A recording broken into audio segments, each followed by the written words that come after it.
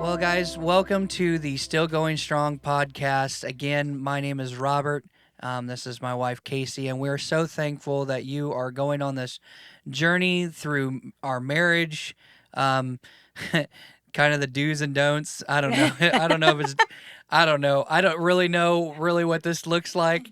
Um, but I hope you guys are able to glean something from this. I know that we're just what we're really honestly doing. We're just laying our marriage bare and hopes that you can find something and like, man, I'm not gonna do that, or man, I never thought about that, or whatever.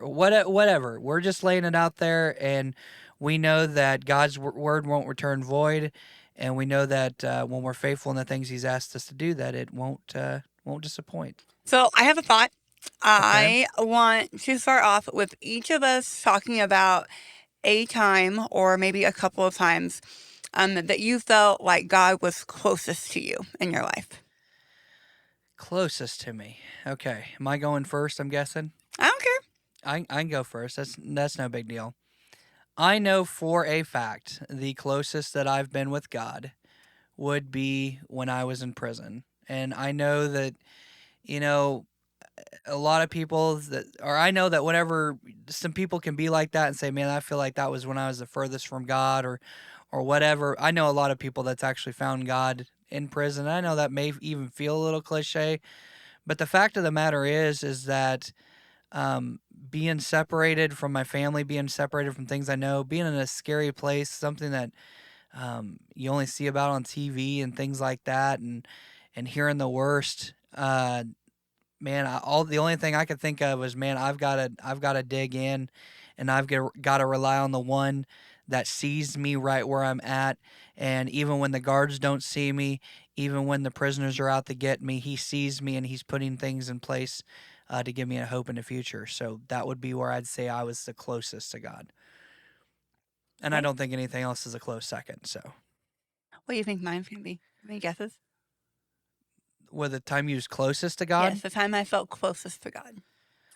um, I have no clue. I didn't know. I would say the time that I felt closest to God was actually when I was going through cancer treatments. Yeah. Because I'd like to change my answer. I changed my answer to your cancer treatments. Yeah, sorry. Whenever I get on the spot, sometimes it doesn't register. that's okay. But that's you're right. You're right. Yeah, Sorry. because I mean, for one, I didn't really have a whole lot else to do. I Yeah. mean, and so I did spend a lot more time reading my Bible and a lot more time talking to God. And honestly, I mean, whenever you get a cancer diagnosis of, oh, hey, you're already in stage 4, Yeah. you don't know what the end of that's going to be. That's You right. don't you don't know if everything's going to be fine, if you're going to be here in 3 months. You don't know any of that. And so I feel like that was my time when I felt absolutely closest to him because I put in the work. And so I mean, he's always there anyway, but I felt closest to him because I was actually spending the time with him and I was letting him pour into me the way that he wants to all the time. Yeah. Okay. So, next part though, when is the time that you felt like God was furthest from you? And yes, you have to go first this time. Okay. Um. So if I'm being honest, the times that I feel that God is the furthest away, I do remember a part of me during that time, during the cancer treatment, and wondering, why is everything gonna be okay? Not knowing what's gonna happen. Um, yeah, it was a scary time. It's scary to watch your wife um, bring things out of her that shouldn't come out of her. Um, Not being able to walk 2 feet without getting lightheaded and passing out. Um, you know, having to feed her through a feeding tube. Just not knowing. It Now was, you're gonna make me cry. but and wondering why, wondering why, after all the crap I put you through, why you had to be the one to go through that, and wondering why he couldn't have gave that to me. Um, and yeah, there's been times with like again furthest away from God. No matter things just going on in life and just get feeling like it's just over the top frustrating. Because during that time we still had regular life to deal with. I still had work and things like that. So things piled up quick and things got frustrating quick. But it's funny that you said that it was the closest because there was times that I felt like that was the furthest besides BC me. But Yeah, I get that. I meant since coming to Christ. yes, yes, I didn't mean for it to be this heavy. I'm sorry. it's okay. It's not a big deal. Being real, it's being real, and Absolutely. that's what we want to be. Is we want to be real and authentic. So Absolutely. Yeah, I didn't really realize it was gonna be quite that much like that. But I can definitely say that my furthest feeling like I was furthest from God definitely is a lot like whenever you were talking about being closest, because I can tell you definitively that the furthest I ever felt from God was right after that guilty verdict. And having to drive home and knowing that I was gonna have to tell everybody and not knowing what was coming. Like you just said, not knowing what's coming. I didn't know if I was gonna be moving home by myself. I didn't know if I was gonna be separated you from a few years. I didn't know if you were gonna be separated us for 15 years. We had no idea what we were looking at, and I felt so unbelievably far from God, and like I had been duped almost, because I was so confident. I don't even know if you remember this, but I was so confident that we were good. Whenever we were walking into that courthouse and everything, I was confident that God had it and that we were good. And in that moment, I felt like it was all falling away.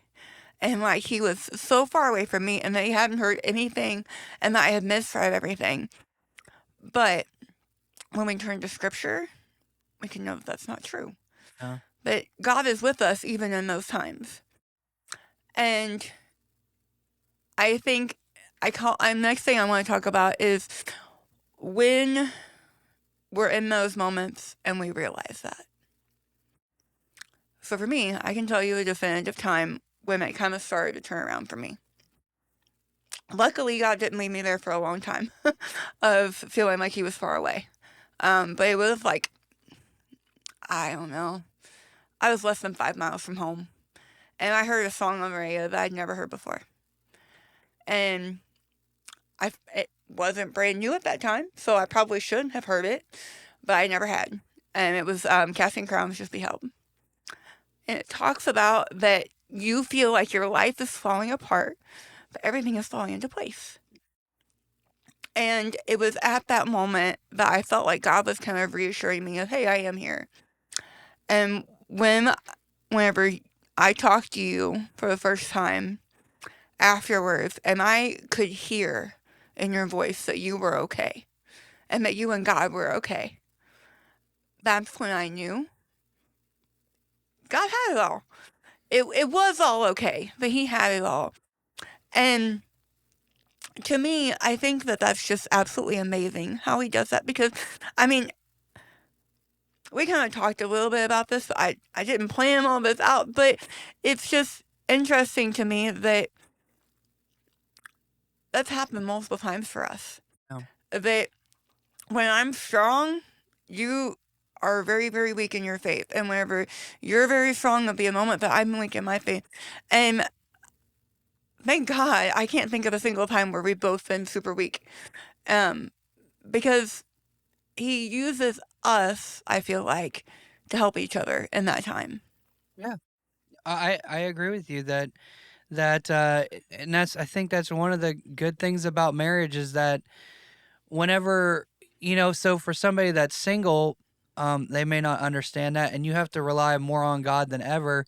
God is your helpmate, God is your partner, and there's nothing wrong with that, and Paul says there's nothing wrong with that. Absolutely.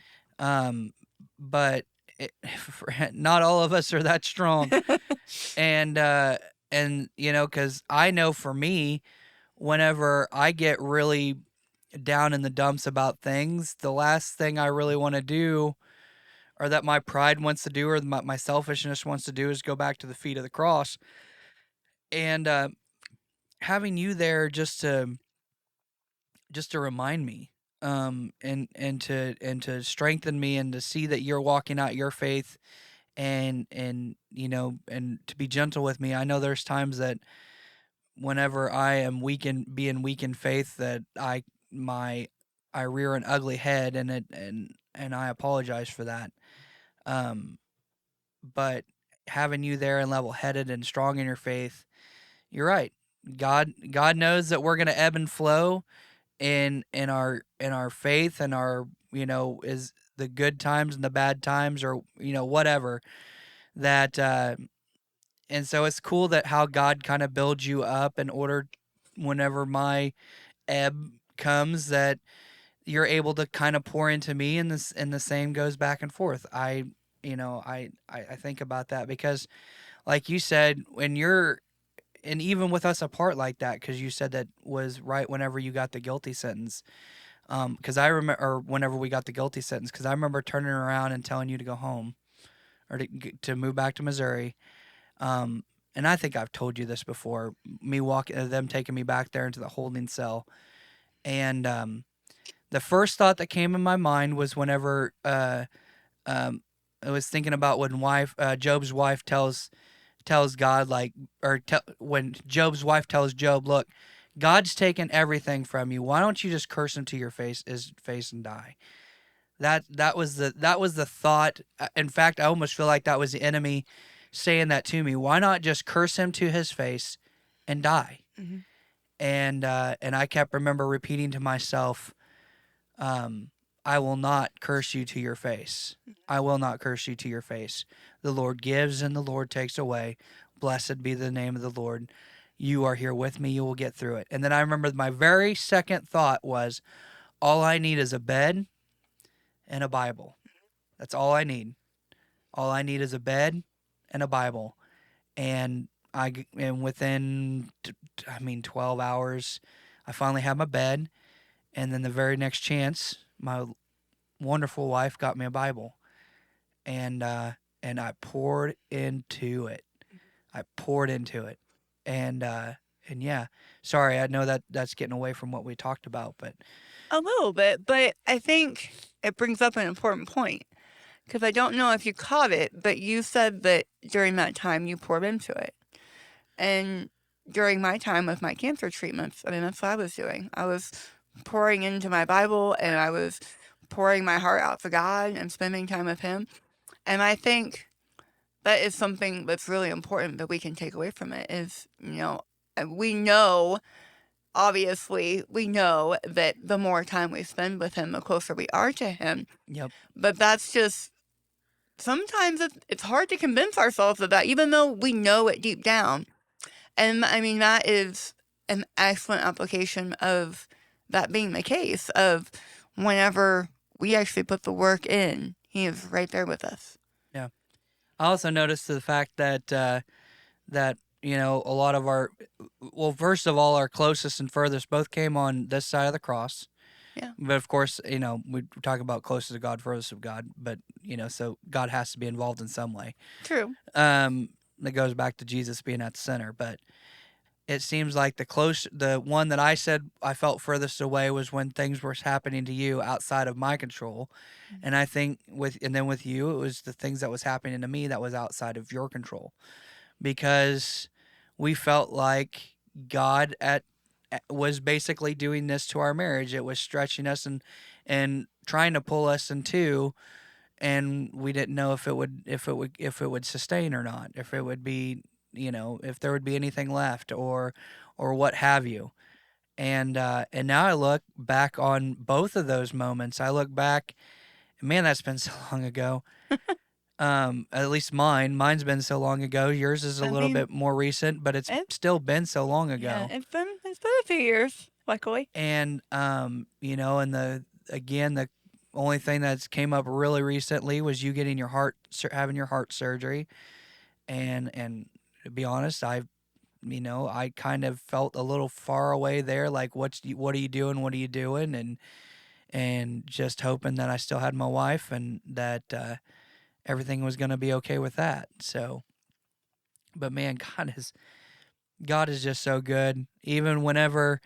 And I think that's kind of where your prompt has kind of lead us, is that, man, whenever, no matter what you've got going on in your marriage, um if you one of the cool things about when you have a Christ-centered marriage, and I believe in a marriage that I believe that God has ordained, is not something that you threw together.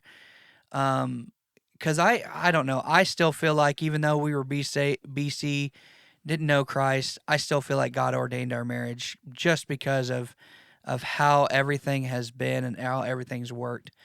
But when you have that marriage that's Christ ordained, I think He puts pieces like that in place. When one person's hurting, the other person's strong. When that person's then hurting, the other person's strong. So you may be in a moment in your marriage, and you may say, okay, well, you know, things aren't going good, and you just have to realize that, like our pastor said a couple weeks ago, that we'll have as much Jesus we can have as much Jesus as we As we currently want. ask for. Hmm. So As much as we want, yeah. But I do think, like, one of the things we also talked about is that, the Bible refers to us as helpmates, yeah, and there's a reason for that. yeah, God wants us to help each other. And while, yes, the being able to help each other isn't as helpful as allowing God to help us and allowing God to heal whatever that is that we're dealing with, it gets us in that direction. It helps start pointing us in that direction. yes. Well, I mean, because the thing is what the Bible will show us is that, yes, God will talk to us through His Word, and sometimes God uses other people. He actually uses other people a lot, whether it's a sermon, and so why not it be your mate? Why not it be your helpmate? Why not that, the times where your helpmate's getting poured into? And so that's really, I feel like, a good application is that we just have to make sure that we're still getting poured into, because who knows when we may be called into our marriage to help strengthen the other one, that the other one's going through a hard time, and we can sit there and say, hey, I see that you're going through something, and I'm right here beside you. And that person that feels like they're too far away, maybe they get drawn just a little bit closer. And then that almost builds a trust, so that whenever the next time comes and that person's far away, they can reach out and pull them back close too.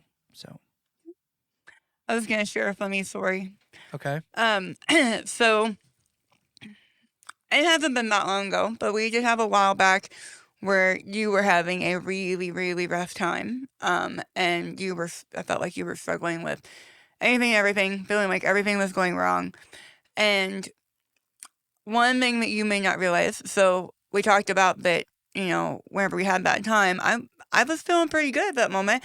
And so I did come up with you and we prayed together, and I feel like we worked through a lot of stuff in that time. But the funny thing is actually just a couple days prior to that. It may have been a prompting from God, may have just been my weird head, but I actually had the thought go through my head of, I kind of feel like we're doing pretty good right now. I wonder if I should check in on my husband. I should have maybe done that before you started spiraling. So I apologize for that. Maybe I could have caught it beforehand. I don't even know what are we referring to. I'm sitting here I'm looking for the punchline to the joke. There was no joke. It Well, was not the joke. You said funny story, but because it's more ironic. Like, yeah, if it was a prompting from God, maybe I should have listened a couple of days ahead of time, and I could have maybe prevented and helped some of that spiral. the spiral. Which spiral? I have a lot of spirals. Sometimes you do. No, I don't know. It was a few months ago. It was the time whenever you felt like everything was going wrong, Oh, and yeah. you were upstairs and you were just having a rough time, and you felt like everything was going wrong, And I came upstairs because I knew you felt that way, and kind of talked you through a few things and prayed with you, and then Okay, that time. Okay, now yeah, now we're narrowing in now we're in the right time. because there's been a lot of those, There have been. especially starting the ministry I and think things that like was that. I think that was the time where we had paperwork that you kind of panicked about. I think is what that was, maybe Yes, that was whenever ministry paperwork yeah, that somebody sent me paperwork and it's like, "What? We can't even afford that. What are yeah. you talking about?" Yeah, if anybody ever decides to start a ministry, be careful. People send you paperwork and try to make you pay for things that Yeah, you know people try actually have to pay for. yeah, people try to convince you that there's stuff going on and it has nothing to do with it. But anyway, so Anyway, but I had I just and I don't know if it was a prompting or what it was, but I just whenever after that happened, it was just kind of interesting that I could actually look back and say, you know, it was just a couple days ago that that I had that thought of, you know, I feel like we're doing pretty good. I feel like God and I are kind of in a decent spot right now. Maybe I should check in on my husband, kind of thing. yeah, are we still going strong? Are we? Are we still good? Yeah. So, hey, man, that was a great conversation. I really enjoyed talking about that and talking about, and that brought up some real emotions and some real thoughts. But um, again, that's just one of those things that I'm glad to be doing this and going on a journey with you. And I hope that this has encouraged you in some small way. I hope that we could help you, just bring a little more Christ to your marriage. So, if you guys have any questions, please feel free to email us.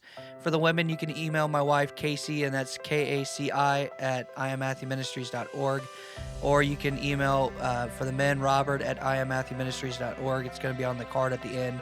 But I am so thankful to be walking this journey with you, and I hope that we could this week we could have just drawn you a little closer to Christ. So hey, have a great rest of your week, guys. Thank you. God bless.